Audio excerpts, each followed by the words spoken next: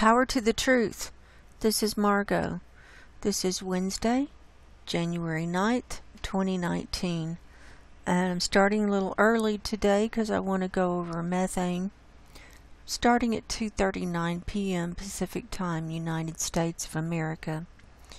And lo and behold, CAMS, Copernicus website, has updated their methane and their carbon dioxide data. They have just posted data for the last 6 days, including today. And so I wanted to go ahead and run this video and record this data before these older days fall off. Now, the last data we had was from December 31st, and that was off and on for the last few days. And then it was showing no data for, I don't know, a couple of days, and now they got caught up. I guess someone opened a support ticket. I didn't, or maybe they heard my video. You don't know who's watching. So I know that people are anxious to see what's going on with methane, especially in the Arctic. So I've got Tuesday, January 1st pulled up in the Arctic area at surface level, and of course we have our new color ledger down here that goes up to 10,000 parts per billion in this dark brown or black area. I'm really hoarse today, so if I clear my throat a lot, you're just gonna have to deal with it. So what we can see before we even run the movie is a lot of methane being released in the Arctic Ocean here. Here's Novaya Zemlya, here's Greenland, here's Norway, and then this is Siberia up here, Alaska and Canada. And so, of course, we're trying to watch the sea ice come back, and there's a whole huge area on this side. It's to the south. Actually, when you look at a different view, it's to the east, but from this view, it's south of the North Pole. Right along here, the sea ice is just not coming back very well, and there are lots of different reasons for this.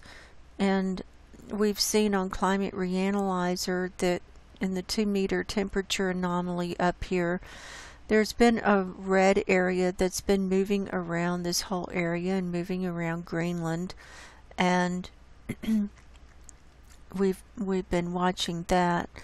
And the sea ice is thin. It's coming back extent-wise out through the Bering Strait and up along the coast of over here, but on this eastern side or southern side it's just not coming back. And I'll show you that. Let's just pull up Climate Reanalyzer real quick.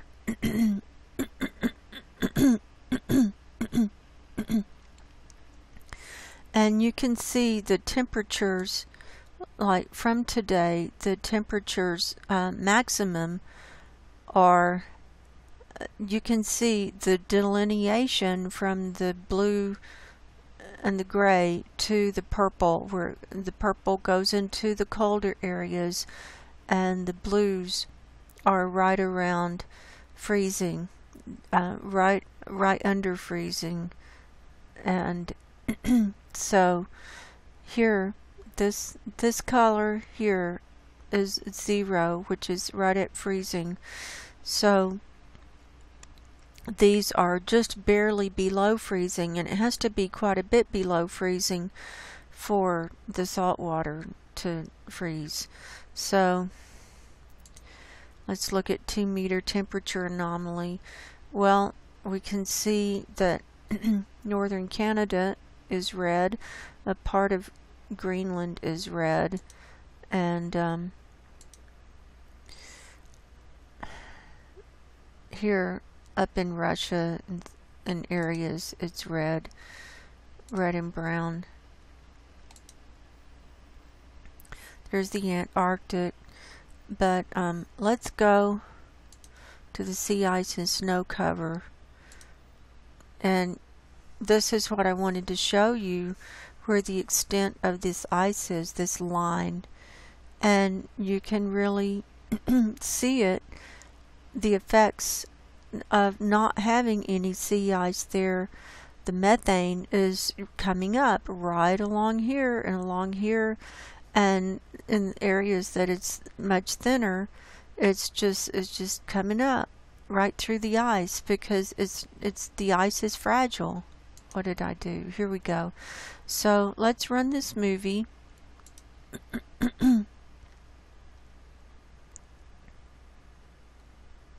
I'll get that started, and I'll show you also the sea surface temperature anomaly. We can see, now for whatever reason, it's a day behind over here on Climate Reanalyzer. I don't know why, but we can see that the sea surface temperature anomaly is in the brown and red pretty much through this eastern side or southern side, whichever viewpoint you're looking at, and right around the southern end of Greenland.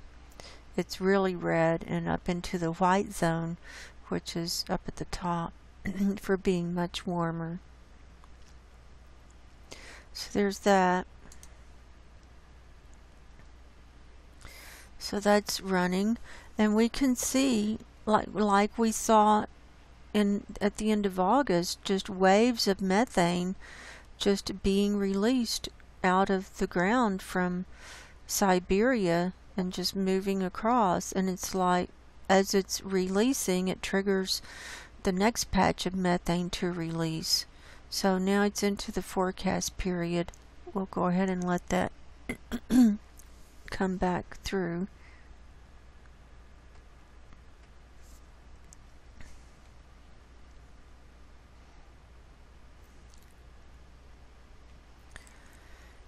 Okay, now watch it move through the Arctic here, and see it's moving across the East Siberia ice shelf. It's still red, and more waves of red coming up. And here's Novaya Zemlya. It's even red and into the dark brownish, blackish region. So that's what's been going on up there. So let's put our base time at Wednesday, because there's some discrepancy. Some people say that only the one day is the real data, and whatever day the base time is at, and the rest of the days going forward is forecast. I don't know. I'm not the expert on cams. I'm not a member of the club. I'm not in the scientific priesthood, so we'll just start with the base time on Wednesday and see that we still have red coming up, and now it's into the forecast period. I think that when they changed cams back in July, that could have been that there was just one day of base time, and then it goes into the forecast period. But before that, you could run all the data that they had, and it would just be like a continuous movie of the data. So there's that. Now let's look at Thursday.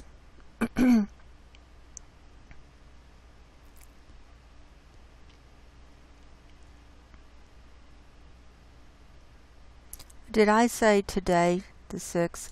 Okay, it's through Sunday the 6th, and now it's Wednesday. So they're still behind, but at least we've got this data up, and we can at least see what we were wanting to look at for the last week or so. And okay, so here it is for Thursday running.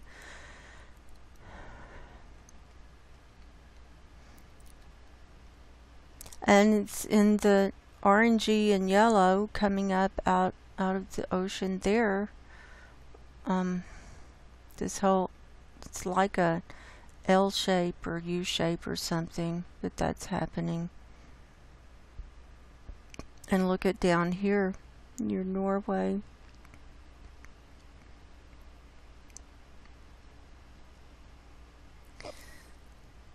So now let's look at Friday, and then we're going to do a global view, and we're going to look at specific areas around the globe too. So this is from Friday the 4th.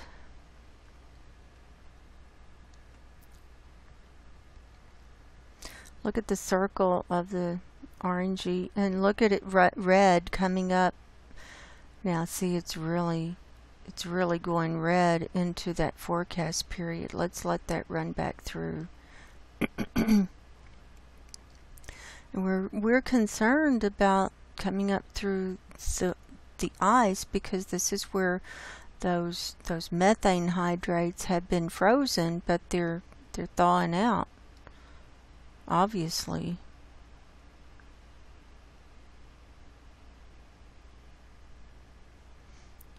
So you got the idea on that. Now let's look at Saturday. I'm just trying to do this before the data is removed, because I know they're going to take off the older days and just leave like maybe 3 days. That's what they do.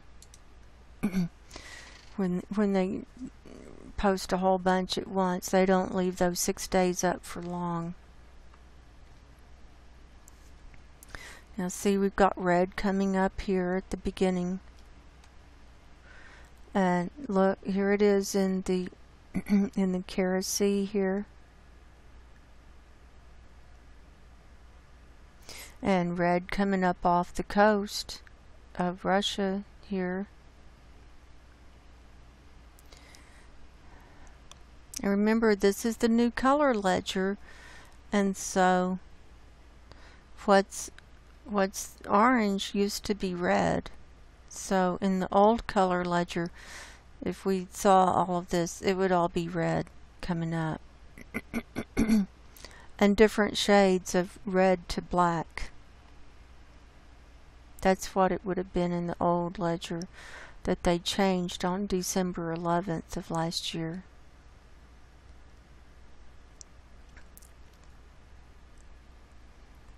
So there's that. Now let's put Sunday as our base time.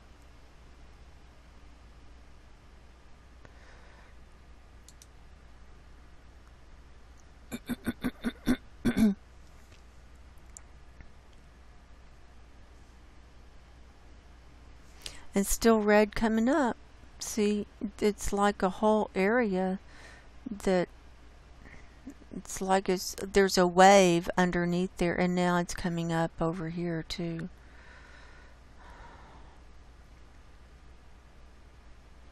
So I think the methane release is still in progress of what we saw, Robin and I saw happening towards the end of August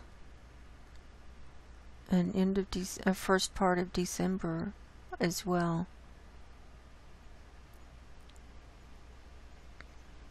Look, see, it just moves across. So it's coming up through the cracks in the ice. The ice is not holding it in because it's being measured, you know, above the ice.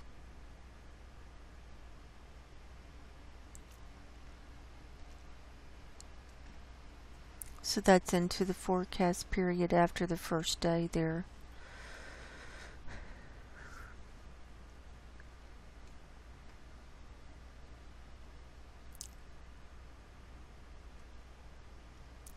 So there's that. Now let's go to global view.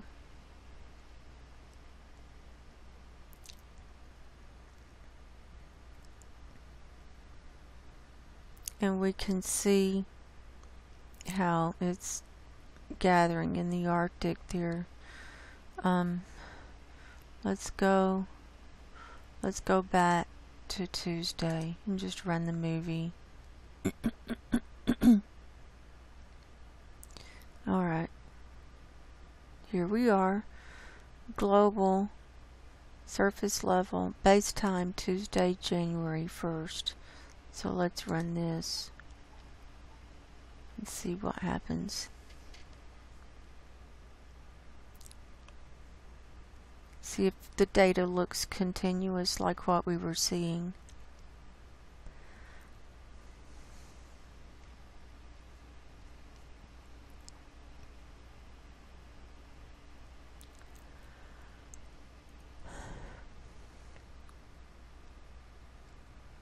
Yeah, I mean, it looks like what we were seeing with the red coming up over here and over here in the Arctic. And then the darker coming up in Siberia. Now, I also want to show over here how India and China are so covered up with methane, even with the new color ledger. So we thought the new color ledger would make it more of degradations, but they're still covered up in black. And look at the United States. California is just covered up in methane. See, I should zoom in on that. Okay, now the movie's running good. We'll just let it run for a couple of times through.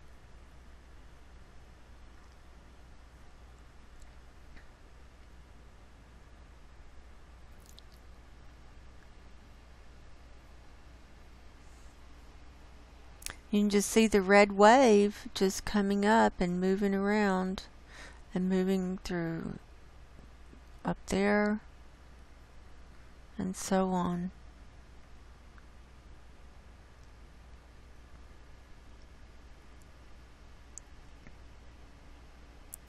So that's what methane is doing. Let's go to the North America view. I want to show everyone California.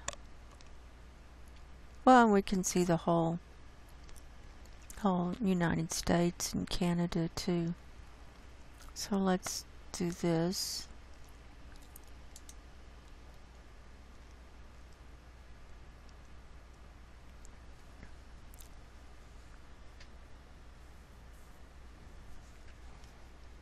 See, this is from, see,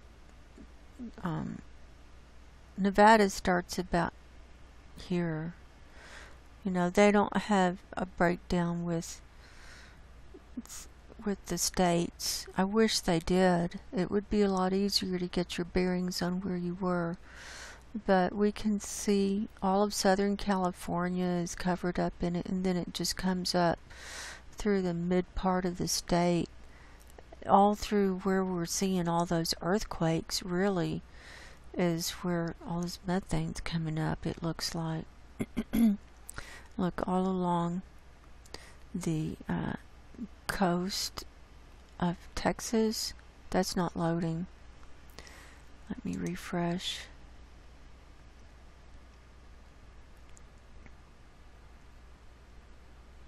Okay, here we go. Look at down here along the coast of Texas and Louisiana. And then it's coming off the east coast. Look at that wave. Look at that. Now that would have been red in the old color ledger.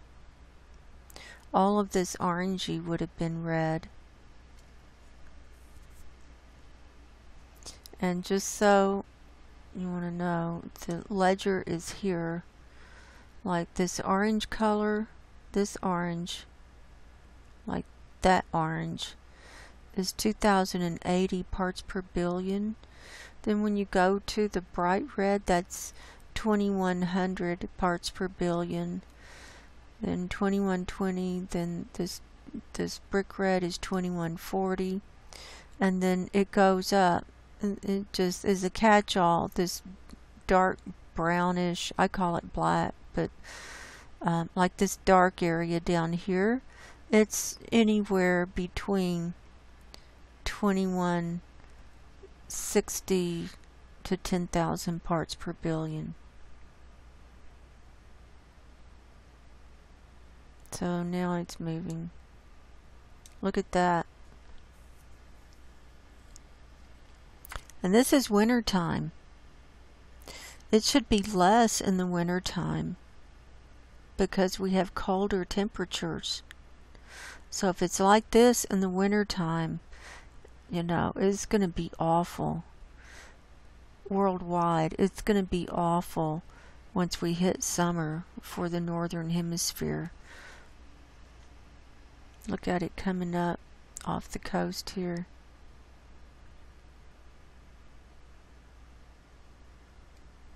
Look at this area. It's like totally black.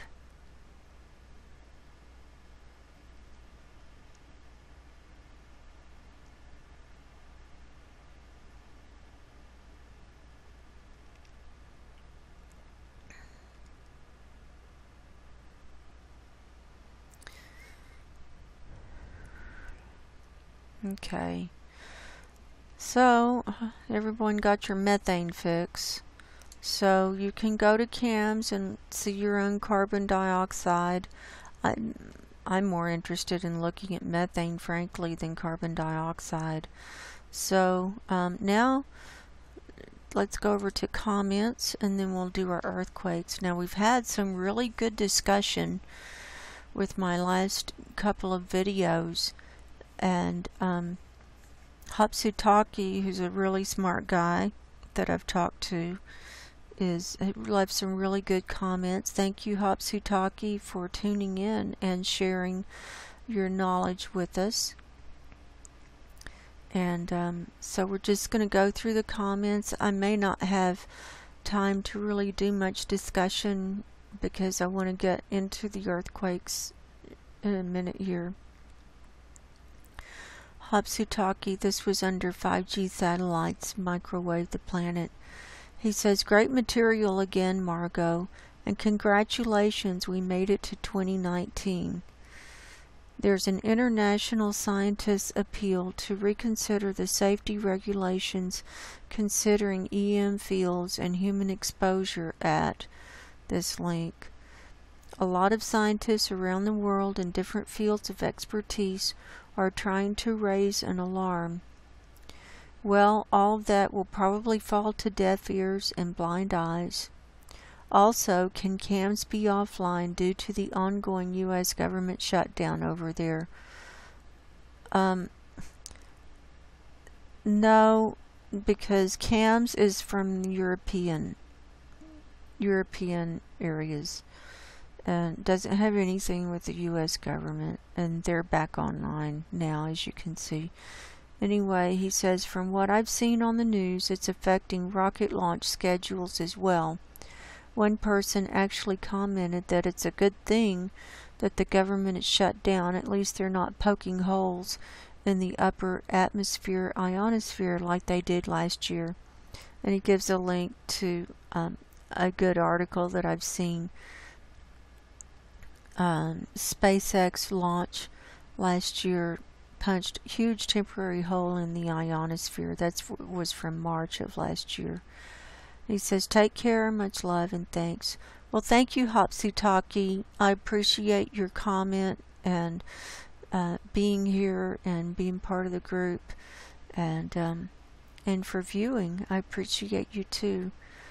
And then he left a comment under my video from yesterday, which was more discussion about 5G and RF dangers. He says, thanks again, Margo.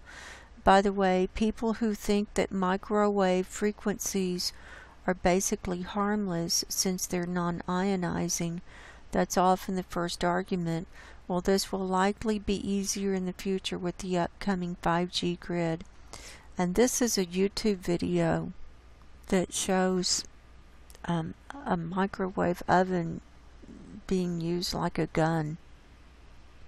So I'm not going to click on that because I don't want to get a YouTube strike. But you all can go to these links, and I'll actually copy these links and put them in the description under this video. Thank you, Hapsutaki, for that information too. I agree. Troy Turton tunes in and comments under the 5G satellites microwaving the planet. He says, I've got my 6-year-old flip phone, an LG Revere. I only have it because my woman, now that's kind of macho, Troy. Anyway, my woman made me get one. Then when my car died, I need it for cabs and to talk to my 2 brothers out west. That's the only times I use my phone, maybe 6 times a month. Well, that's good. And, you know, I think almost everybody in the world has a cell phone except for me. And, you know, the problem is they've made these cell phones and these wireless devices as convenient and part of our world, and to where if we want to stop using any of it, it's like, how can you do business? How can you, what if you have an emergency when you're out and this and that, and it's just part of our lives. And so that's the hard part, and that's the sneaky part, and that's what the dark side has done, and that's what Satan does. He comes in and says, oh, look how good this would be, and look how convenient it is, and it's technology, and you know, you gotta, and they keep changing it, so you have to keep upgrading, just like with Windows and everything. And it's a whole scam, and it's totally satanic. It's totally satanic, because then when you want to stop it, it's like you can't. I mean, you can, but you got to change your whole lifestyle, and then still you go out in public and you get exposed from everybody else who has their cell phones, and they're sitting there texting everywhere, and it's the whole thing. Then Troy Turton leaves another comment. Okay, let's see what will kill us first. The next economic collapse, climate change, or these 5G cell phones and towers. My sister thinks our youngest sister died from ovarian cancer at 52 because of a combination of baby powder and her always carrying her cell phone in her front pants pocket. Well, Troy, I'm so sorry to hear about your sister. And that very well could be. I mean, I've known of women who've gotten breast cancer because they carry the cell phone inside their bra, and then lo and behold, a year or 2 later, they've got breast cancer there. Or I knew one woman, when I first moved to Reno, I was working with her, and she was on her cell phone all the time, not with a headset, but with it held right up to her head, and she came down with brain cancer, a brain tumor, and it was cancerous, and they took it out, and she was never the same after that, never the same. And it was on the side where she held her cell phone. Then Troy Turton leaves another comment. And yes, as has been the case with many things, they're going to move ahead anymore. They're going to move ahead with plans that most people don't want to do. We the people don't have any say in many things happening anymore, just as we certainly aren't told the truth about many things anymore either, if we are even told anything at all. My town is a perfect example.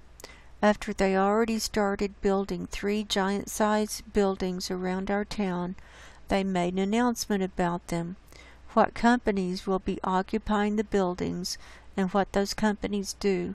The best part about all of this, those companies already had most of the jobs filled in the company, meaning very few people from our town that they are in will have a chance to work there. How does this help our town in any way, especially when they always give these companies great tax breaks to move here? I know, I agree with you, Troy. It's sad. And, they just roll all this stuff out, and the corporations run everything, and They got the FCC to approve, Elon Musk got FCC to approve everything, and they've already gotten all the approval. All these corporations have all the approval with no studies done, and, nobody told us that they were going to be rolling out the next generation or this or that. Anytime they do any of this, they just say, oh, here's the next generation, it's the biggest and the best, and you got to do it, and it's more harmful than the one before. And by the time they get around to people finally figuring out that it's already happened and their health is being affected, it's too late. It's too late. And we have no rights. We have no rights. And it's not just this country, it's worldwide. It's worldwide, and we never had a chance, because this is not our world. This world is run by Satan and the dark mind. And the sooner people figure that out, the sooner they can accept what's happening and realize that it's not going to do any good to fight it. I know people want to be activists, and they say, oh, we need to be up in arms, just like Troy's next comment saying we need a revolution and all this stuff. I'm not even going to read it, because there's no use. There's no use in a revolution. I mean, nothing's going to change. Everything is too far gone, and it's been like this from the beginning, and we are in the end times, and this is the revealing, the apocalypse of all of the darkness and all of the crap and all of the lies and shit that they've been selling to us and experimenting on us. And this has been going on from the beginning, and it's just now that we're really truly seeing it in your face, and there's just no doubt. And so the people who just say there isn't any evil, and man did this and man did that, well, I don't think man is basically bad. The human race, I don't think the human race is intrinsically evil. I think that we come into this world, and then we're programmed a certain way, and unfortunately we're programmed by the ones who are in charge and the authority figures, and they are run by the dark mind. And I'd like to encourage people, I'm on a roll here, I'd like to encourage people to go back through my YouTube channel and go back to one of my first videos on the YouTube channel. It's called I Saw Satan's Classroom, and it talks about me seeing in a visionary state what Satan's classroom looks like and how it operates when people are in the dream state, and how without the protection of God and Jesus and the holy warrior angels, your mind can be hijacked by Satan while you're in the dream state. And this is exactly what's happening, and people don't realize it. And too many people are not aligned with the divine, and we all have that divine spark in us. We're all born with it if we're humans with souls, and I'm not convinced everyone is human with a soul at this point, but I won't get off on that rant right now. But if you're human with a soul, you're all born with the connection to the divine, to the creator of all. But the problem is we have shut down that connection. We've become so Wi-Fi'd and so polluted in our minds and our bodies, and we've got heavy metals, and we've got the frequencies, and we've got the programming, and we've got demons, and we've got, I'm like, it's awful. I've seen it when I used to do the psychic work with people. I saw it all, and I did my best to get people cleared up, but they would go right back to their old habits, and it would just start all over again. And I quit doing it. I just was spinning my wheels, and I was coming under attack and opening myself up, and and it's like, it's not worth it. It's not worth it to me. And for people to have any kind of protection, you've got to turn to spiritual sources, because you're not going to get physical protection. You're not going to get a little shield to shield you up from all the crap coming in. You're not going to be able to clean up your diet enough, because all the food is polluted. You're not going to be able to detox your body enough to heal up all your conditions. The only way is that you're going to have any kind of protection at all is spiritually, and to be aligned with God and Jesus and the angelic realm. That's the only way. And if you don't do that, you're going to go down by default, because Satan is so sneaky, and you're not going to have time to make a choice. You're not going to have time when that 100-foot tidal wave is coming in, or 100-mile high tidal wave, or however big it is coming in. You're not going to be thinking about, oh, well, what side am I going to be on? Oh, Jesus, please take me. You're not going to think that. It's going to be too late. It's too late. It's probably too late already. But I'm still here trying to get the message out. I feel like I'm the last one in the rowboat, throwing out the life preserver, and how many people are there grabbing onto it? Not very many. Not very many. People have already made their choices, and it's so sad. And I pray every day. I pray every day for everyone, but I don't know. I just don't know. I get so tired and so disheartened, and I just keep praying and praying for guidance on what to do. And we can't worry about what happens to our bodies. We're gonna die. It's just, are you gonna die this week or next year, and what's important is your soul, and that you're not captured by Satan, because you don't want to go there. I've seen that. And these people who are so locked into the left brain and 3D reality, and they just poo-poo anyone who has any visionary talents or experiences or psychic experiences. You're going to be in for a rude awakening. You're just going to be in for a rude awakening. There comes a point where you just have to take that leap of faith and let go of all the crap from the past, and let go and ask God, please help me. Jesus, please help me. And if you do that, they will. And then Troy says, look whose advertisements are all over the page too, Amazon. Yeah, it's part of the satanic plan. I know.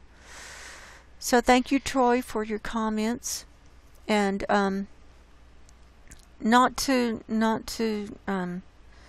discredit the political comment that you left, but I just don't get into politics like right and left, and Democrat and Republican and stuff like that, because this goes way higher than that.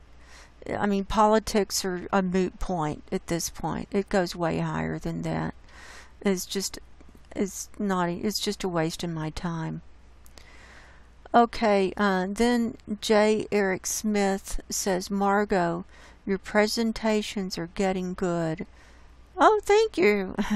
Getting good, okay.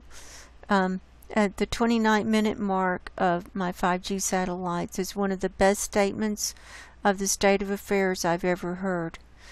I would like to be in direct contact with you and Robin, as you are both quickly becoming leading figures as we descend into madness. Regards. Well, thank you, J. Eric Smith. I really appreciate your comment. I appreciate you tuning in. I appreciate your kind words. And I have a website, margoshealingcorner.com, and you can go to the Contact Margo page and fill out the form and, send me a message. Or I'm on Facebook at Margo on Facebook, and you can friend me over there. And Robin Westenra, his blog post is robinwestenra.blogspot.com. I think you can email him through there. And he's also on Facebook, Robin Westenra. And also Seymour Rocks on Facebook. So, Eric Lakin says, make U.S. only 6G phones made in U.S. USE can only in the U.S., not compatible with 5G. I don't know what he's trying to say there.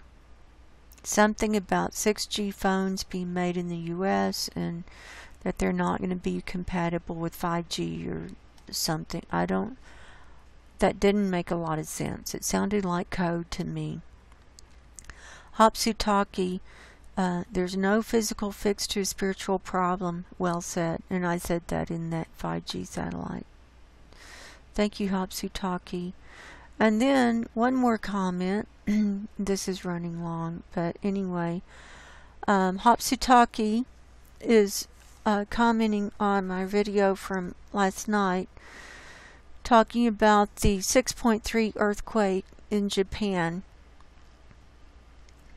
and the runway markings being opposite 31 and 13 anyway. He says, regarding the runway markings, they're marked and numbered according to the international air traffic regulations, so that whether an airplane is taking off or landing, the pilot can't read the number upside down, i.e., when navigating on a plane with visual flight rules, hence the 3113 numbering. It sets, for example, the approach, takeoff direction, etc. That makes sense. I was thinking that. I was thinking it probably had to do with landings and taking off and stuff like that. As for the earthquake on the island, the epicenter seems to be right on top of it, so a 6.5 magnitude quake likely didn't go unnoticed. Having said that, the Japanese are quite accustomed and prepared all the way to their building infrastructure for strong earthquakes, and have been taking them into account in public building, city, and community planning long before the 2011 quake that brought us Fukushima, as the tsunami caused by the quake was just too much for even the Japanese engineers to foresee. 6.5 magnitude quakes, however, are not much of a surprise over there, as their entire island range is and has been seismically active since times immemorial. Thank you, Hopsutaki. I appreciate that. There's another weird thing about that earthquake. It just gets more weird as I look into it. Mary Greeley did a video about that earthquake, and she was using not USGS coordinates for the epicenter, but EMSC, and those coordinates were in the ocean to the east of the island for whatever reason. So now there are articles out there saying it happened in the ocean, so I don't know. It's just another mystery. So those are our comments for today. And now let's get right into earthquakes. I'm going to close those out. And I have USGS all magnitudes for the last 24 hours pulled up, and we're seeing 249 earthquakes. And it's right now, getting into the earthquakes is 3:23 p.m. Pacific time. And let's start though with the 2.5 magnitude earthquakes worldwide. It's showing 45 around the world, and you can see they're spreading out. And we just had one come in down here. One down here on Papua New Guinea. Remember, we saw the sulfur dioxide coming up there yesterday on cams. So let's make sure we get the oldest ones first. Here's a 4.4 near Chichibu, Japan, that happened yesterday at 4:01 p.m. Pacific time, 155 kilometers deep. So let's start there. There's the 4.4, and we can see that was right in the middle of the land. Probably wasn't, I don't know, it could have caused some damage, but if they're hardened, okay. Fukushima's right up here. So, not too far from Fukushima.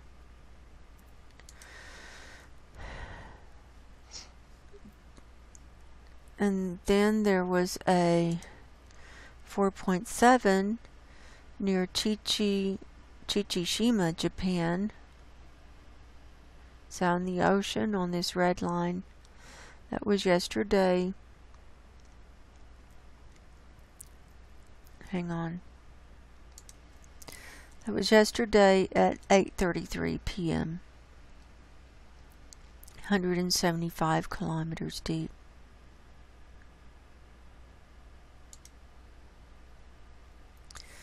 Then, coming on down, there was, we saw this one, I think, 4.7 near Marizo Village, Guam. That was yesterday at 4:18 p.m., 10 kilometers deep.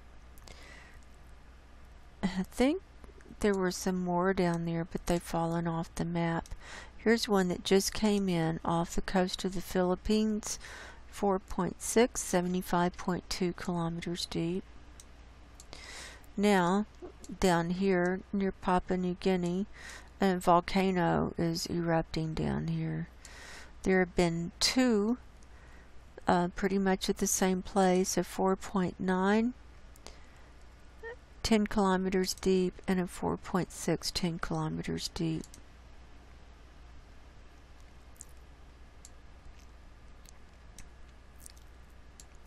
Then down here, 5.0 near Napu, Indonesia, 82 kilometers deep.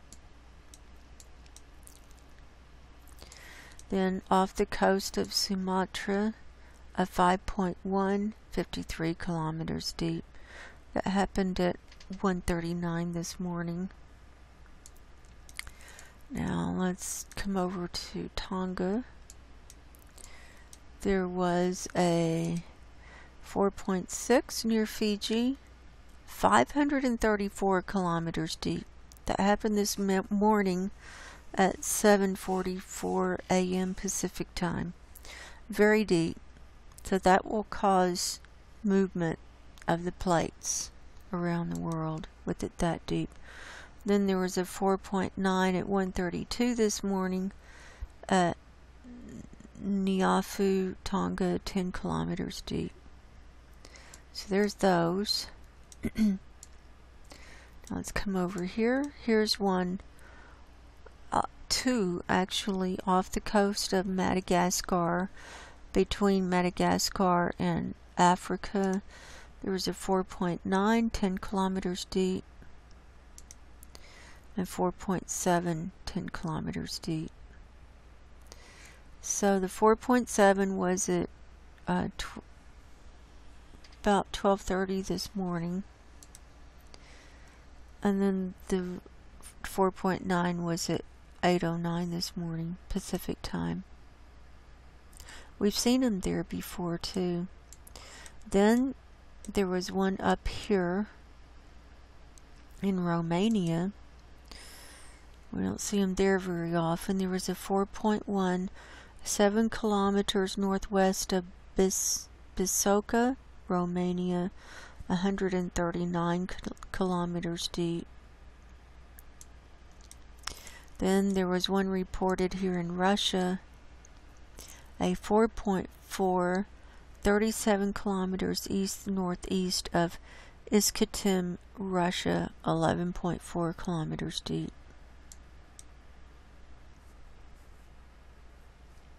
We can see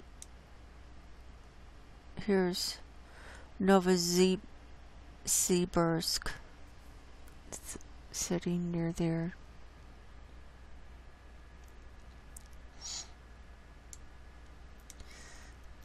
Okay, I think that's all of those. Now let's go up here. Here was one in the Aleutian Islands at 3.3 near Tanaga volcano, 25 kilometers deep. Remember, we saw a whole bunch up here the last few days. Okay, nothing down in South America. Okay, let's go to the all magnitude now. And let's look at Hawaii. It's showing 7 on the map right here, 1 out in the ocean. That was a 2.0 west of the mainland, 9.5 kilometers deep. So we can see they're kind of stacking up here. So there's 6 on the mainland. 2.6 was the highest, and then down from there. So that's still moving. Now let's go over to Dominican Republic. We're seeing 13 on the map here. The biggest one was a 3.0 at the U.S. Virgin Islands, and they were mainly 2s, and down to about 1.5 it looks like. So that's not big enough to cause damage, but it's just showing movement. Let's go up to Alaska next. Let me go back to this map.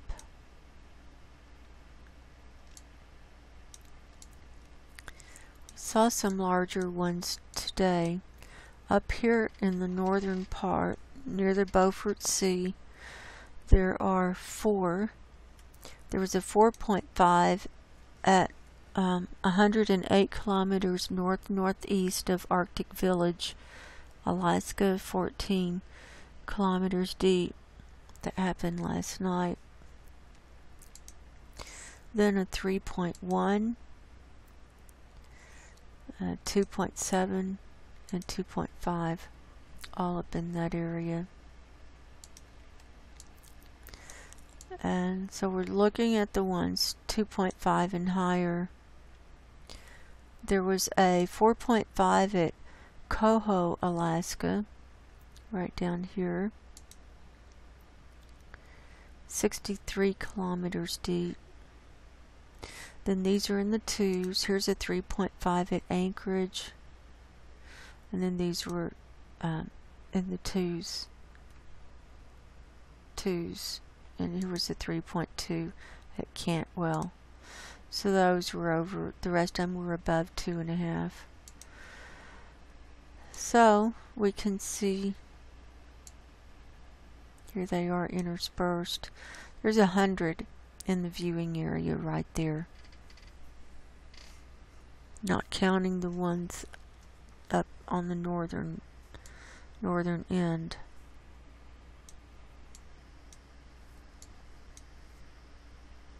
So we can see them piled up here near Anchorage and just dotted around again.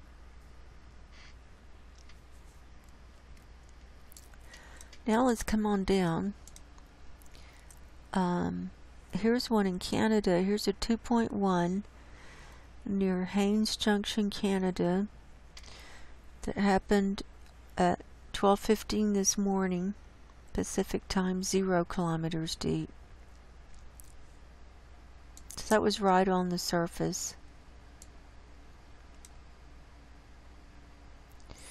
Now over here, there was a 2.2 near Fincastle, Tennessee, 18.5 kilometers deep.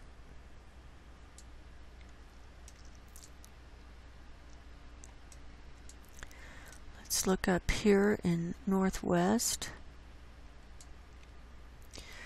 Here's a 1.5 near Port Townsend, Washington. 1.3 near Freeland, Washington. Now these are near Seattle. And here's a 1.5 near Lake Marcel, Stillwater, Washington. Or at it. It says it's at it. 27 kilometers deep. Also of interest is this one that occurred right on this Juan de Fuca plate. 3.2 off the coast of Oregon. 147 kilometers west-southwest of Gold Beach, Oregon, 10 kilometers deep. So that was a 3.2. That's sizable. And this is part of that Cascadia subduction zone. And so we're watching that real close, and then that connects with the San Andreas fault line. So anything that happens up here can cause movement here, and also can cause movement over here with Yellowstone. Did I get this one? Here's a 0.3 near Richland, Washington. Now let's come on over to Yellowstone. Let me zoom back out a little bit. Okay, all of these at Yellowstone, there were 10 here. So that's more than we normally see. I'll call them off. Starting at the bottom. This was a minus 0.1 magnitude at Three Forks, Montana, 9 kilometers deep. Now that means it was a small quake, a microquake. Here's a 0.3 at Polson, Montana, 0 kilometers deep, right at the surface. 1.2 near Lehman, Montana. Here's a quarry blast near Whitehall, Montana, minus 2 kilometers deep. So that was up on the mountain or in the mountain, and it caused a 0.7 magnitude earthquake. It was a quarry blast. So blasting up there in that Yellowstone region is not a good idea. But, you know, they're not going to listen to me. Here was a 1.9 at Lincoln, Montana. 1.0 Townsend, Montana. 1.4 Lincoln, Montana. 1.5 Soda Springs, Idaho. 1.1 Manhattan, Montana. And 1.1 Manhattan, Montana. So that's an uptick there. And could the quarry blast have caused those? Why not? It can set things in motion. Why not? Okay, we saw that one.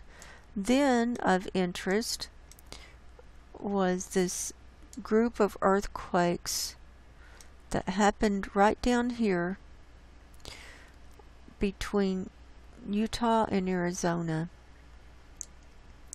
And they're all in this St. George, Utah area. Here's St. George. They all happened right down here, either right on the border or right on the other side of the border in Arizona. And so there were 7, so I'll just call them off. 2.6, 3.1, that was the largest one, 1.8, 1.9, 3.0, 1.3, and 1.8. So 8. So we had a 3.0 and a 3.1. Now let's look at our hazard zone for the United States and see. This is part of the hazard zone on the edge of the Yellowstone area coming down. See, it's right on the edge of the hazard zone. So we can see all these earthquakes up here through the Yellowstone area. That's all part of the hazard zone.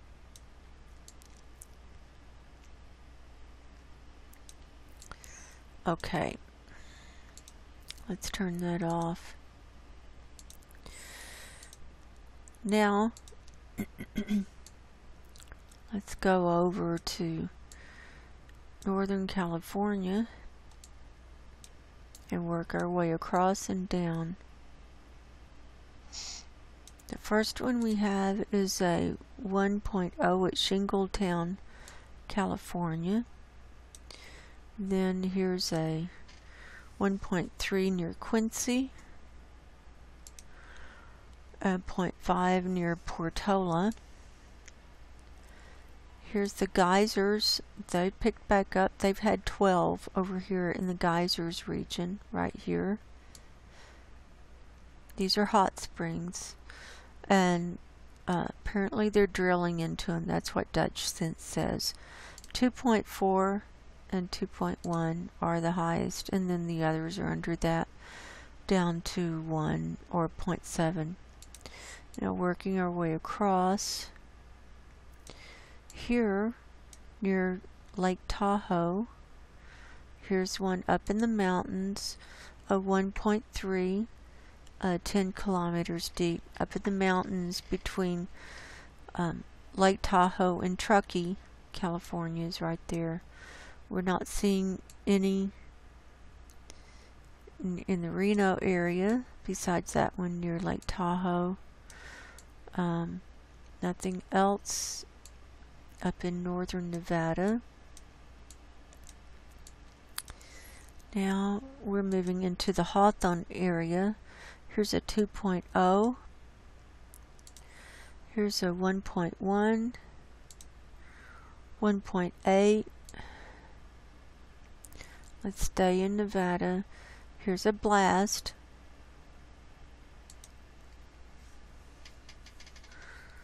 This one happened today, or explosion at Tonopah. We saw one yesterday too. This one happened today at 2:35 p.m. It was an explosion 69 kilometers north of Tonopah, 1.1 kilometers deep.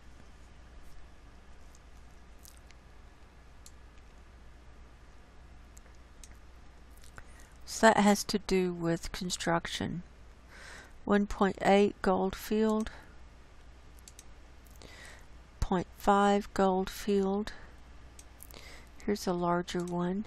Here's a 3.1, and that's at Current, Nevada, 4.7 kilometers deep, and a 1.6, 3.6 kilometers deep at the same place. Now let's see. So we can see these are study areas where they go and study things, I guess.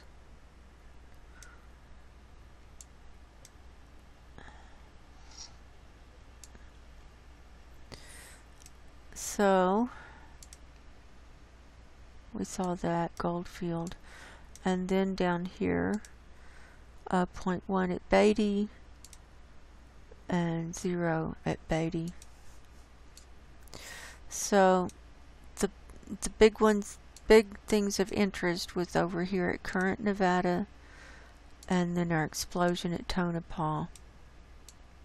my thoughts. Now, let's come back over to California and work our way down. Okay, coming down the coast, here's one to the east of San Jose, a 1.0, 7 kilometers deep. Then, in this area, here's the Mammoth Lakes area.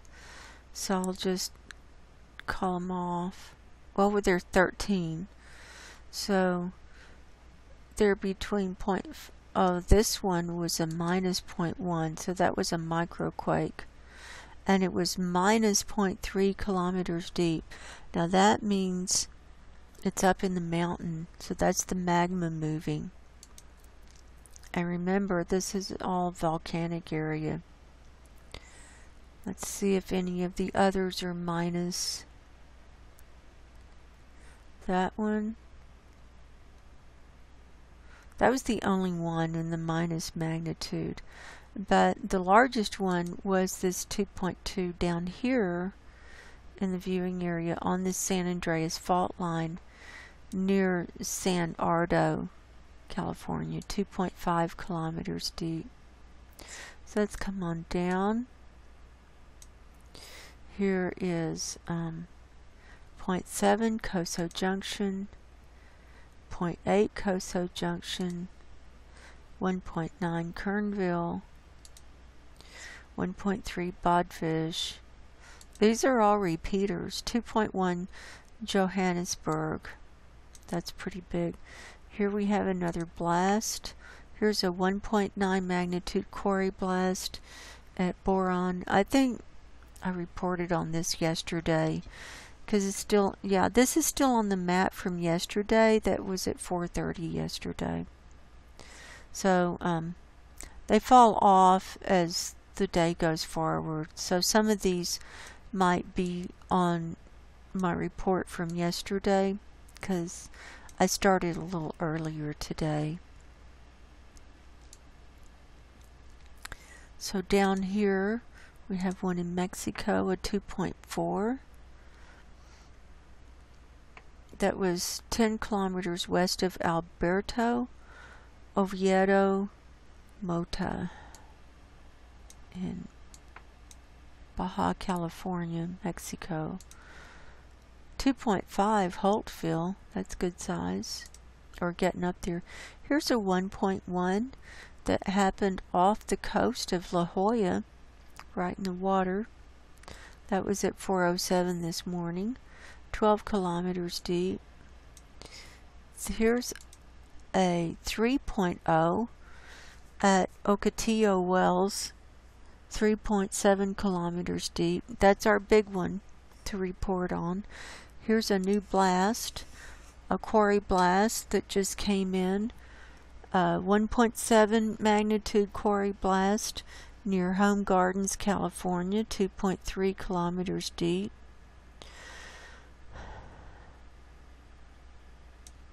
Did we see this one?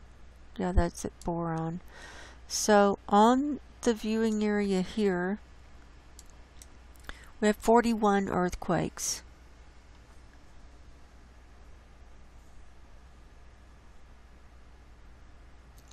And down here is down here is the Kauai area where they stuck up for whatever reason.